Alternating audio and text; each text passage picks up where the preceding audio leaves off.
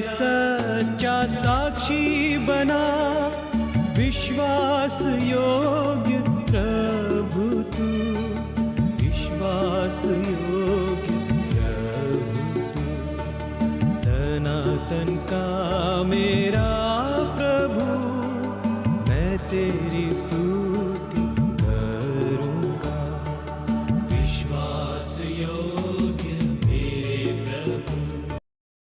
परमेश्वर के नाम की महिमा हो।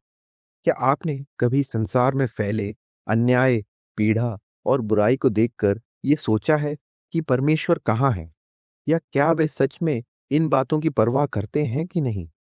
अक्सर ऐसी परिस्थितियां हमें ये मानने पर मजबूर कर देती हैं कि परमेश्वर या तो मौजूद नहीं है या वे हमारे जीवन में कोई हस्तक्षेप नहीं करते। लेकिन पवित्र वचन बाइबल में रोमियो की पत्री पहले अध्याय के 18वें पद में इस प्रकार लिखा है, परमेश्वर का क्रोध तो उन लोगों की सब अभक्ति और अधर्म पर स्वर्ग से प्रकट होता है जो सत्य को अधर्म से दबाए रखते हैं। यहाँ परमेश्वर का क्रोध कोई मनमाना गुस्सा नहीं है, बल्कि उनकी पवित्रता और न्याय का परिणाम है।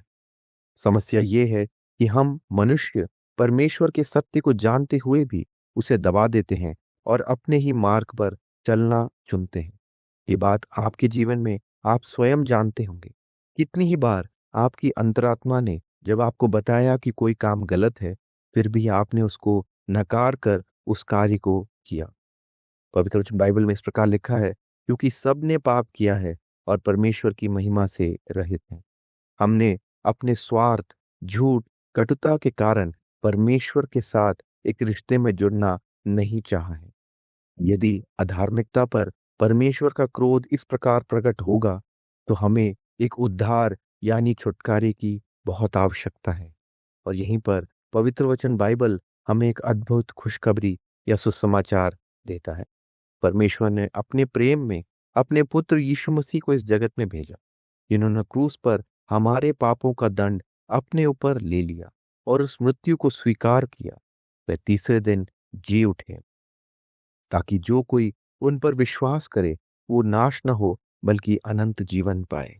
आज परमेश्वर हमें पश्चाताप और प्रभु यीशु मसीह में विश्वास करने के लिए बुला रहे हैं, ताकि हम उनके प्रेम, क्षमा और एक नए जीवन को प्राप्त कर सकें।